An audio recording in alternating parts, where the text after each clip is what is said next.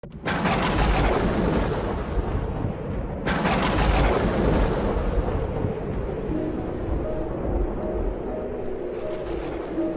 Seigneur soit avec vous. Et avec votre esprit. Évangile de Jésus-Christ selon saint Matthieu. Gloire à toi, Seigneur.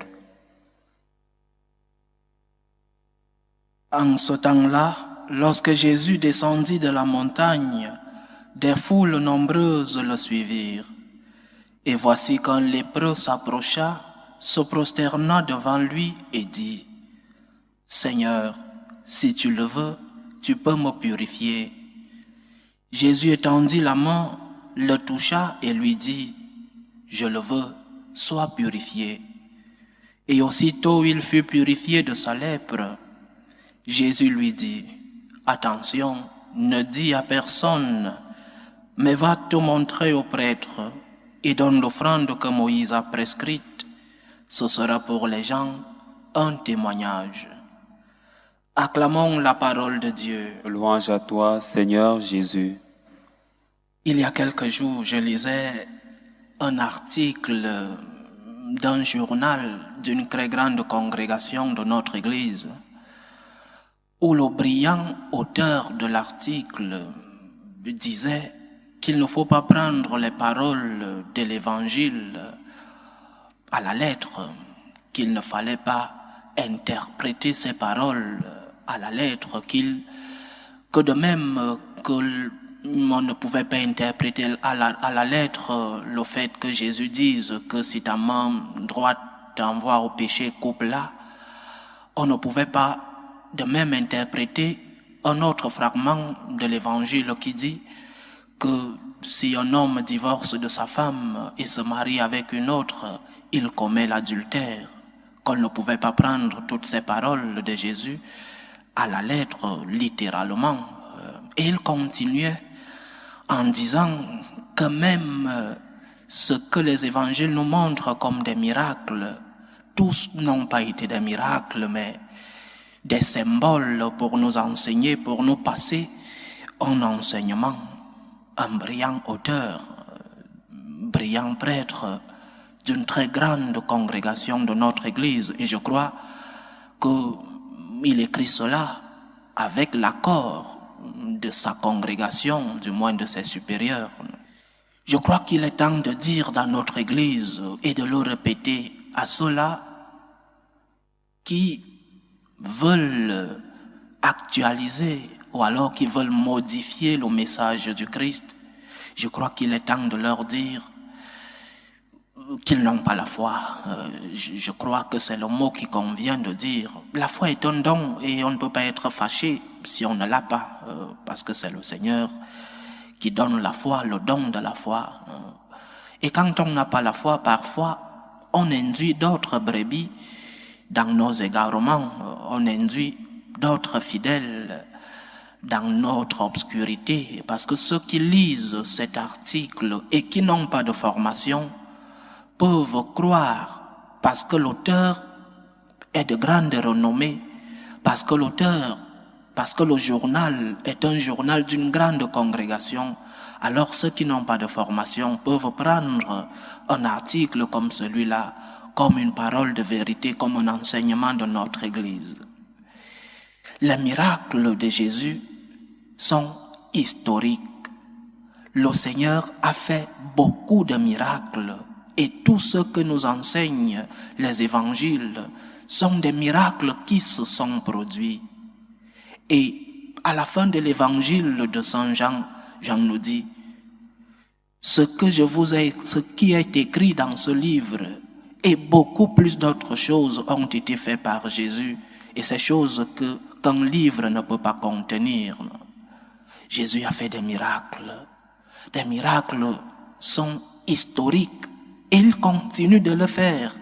C'est peut-être parce que nous ne croyons plus en la puissance de Dieu que nous disons que les miracles n'existent pas. C'est peut-être parce que nous ne croyons plus que Dieu agit dans notre histoire, parce que nous ne croyons plus en la main de Dieu dans nos vies, alors nous disons que le Seigneur n'a pas fait de miracles et que ce ne sont que des symboles, les évangiles où il y a des miracles pour nous transmettre un enseignement. Il faut le répéter. Notre Seigneur a fait des miracles et tout ce que nous racontent les Écritures, ce sont des faits historiques de notre Seigneur. Et le miracle non seulement est un fait historique, mais aussi veut passer en enseignement. Non seulement c'est un fait historique, mais aussi c'est un symbole. Si nous disons seulement que le miracle n'est qu'un symbole, nous enlevons le fait historique et donc nous enlevons en Jésus la toute-puissance qu'il est. Oui, le miracle est un symbole pour transmettre un enseignement, mais aussi c'est un fait historique. Notre Seigneur a fait des miracles et il continue de les faire. Il continue d'agir dans nos vies quotidiennes. Il y a plein de témoignages des miracles de Dieu. Il y a, depuis les petits miracles quotidiens jusqu'aux miracles, aux grands miracles extraordinaires reconnus par notre Église, le Seigneur continue d'agir dans l'histoire. Et chaque miracle vient donc donner un enseignement précis. Le miracle d'aujourd'hui, le Seigneur purifie la lèpre de cet homme qui avait déjà souffert et à la fin, il lui donne un commandement. Va et donne l'offrande que Moïse a prescrite. Nous, franciscains de Marie, nous avons une phrase que j'ai toujours répétée dans ces méditations. Après une grâce, vient une action de grâce. Tu as reçu tant de grâce du Seigneur. La réponse que tu dois lui donner, c'est une action de grâce. Toutes les bénédictions que tu as reçues, tous les dons que tu as reçus du Seigneur, qu'est-ce que tu fais d'eux? Qu'est-ce que tu fais des dons que tu as reçus? Paul Claudel se demandait, qu'est-ce que j'ai fait du jeûne que j'ai été? Qu'est-ce que tu as fait du don que tu as reçu? De la jeunesse que tu as reçue, qu'est-ce que tu en as fait? Des biens matériels que tu as, qu'est-ce que tu as fait du don de Dieu, des grâces que le Seigneur t'a concédées?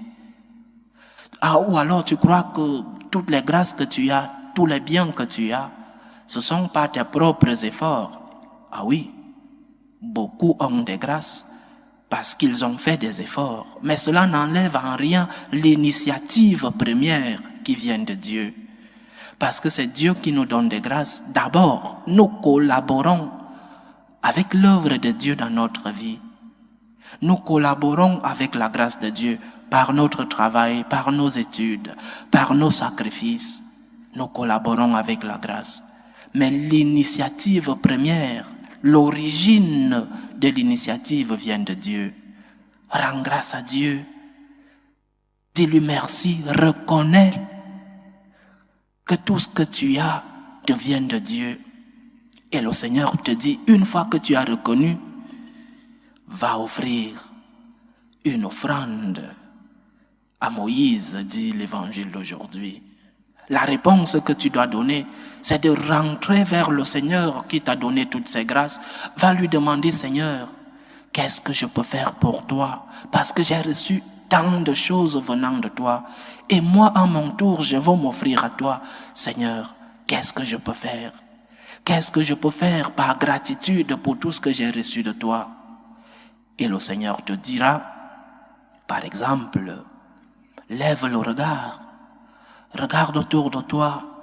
Beaucoup de gens ont besoin de toi, besoin de tes moyens, besoin de tes biens. Le Seigneur te dira un autre exemple. Va à l'église, viens à ma rencontre, va prier. Le Seigneur te dira par exemple, transmets une éducation chrétienne à tes enfants et à tes petits-enfants. Après une grâce, vient une action de grâce. Et une action de grâce qui n'est pas seulement un merci, une action de grâce qui est aussi caractérisée par des œuvres de gratitude. Rends grâce à Dieu par des œuvres de charité. Pas un simple merci et ça va. Pas un simple merci Seigneur. Nous pouvons tous dire merci Seigneur quand nous nous levons le matin. Mais nous devons mettre une action de grâce, une gratitude avec des œuvres. Merci Seigneur, mais qu'est-ce que je peux faire pour toi? Merci Seigneur, mais je m'offre à toi par gratitude pour ce que j'ai reçu de toi. Et cela, nous dit le Seigneur dans l'évangile d'aujourd'hui, sera un témoignage pour les gens. Parce que la gratitude est le remède de l'âme. Parce que celui qui est ingrat porte une épine dans son cœur. Que c'est bien de rendre grâce, que c'est bien de dire merci, que c'est bien d'être reconnaissant pour tout ce que nous avons reçu, non seulement de Dieu, mais aussi de notre pays, de nos parents, de nos familles, de nos amis, de tout ce qui vit autour de nous, que c'est bien de savoir dire merci, que c'est bien de savoir être reconnaissant et de donner une réponse pour tout ce que nous avons reçu. Demandons au Seigneur la grâce de savoir, lui dire merci. Demandons au Seigneur la grâce de pouvoir reconnaître tout ce que nous avons reçu de lui et aussi de nous offrir à lui, de lui poser la question, Seigneur, qu'est-ce que je peux faire pour toi? Et il te dira, partage, il te dira, rends témoignage de l'amour de Dieu dans ta vie. Loué soit Jésus-Christ. À jamais.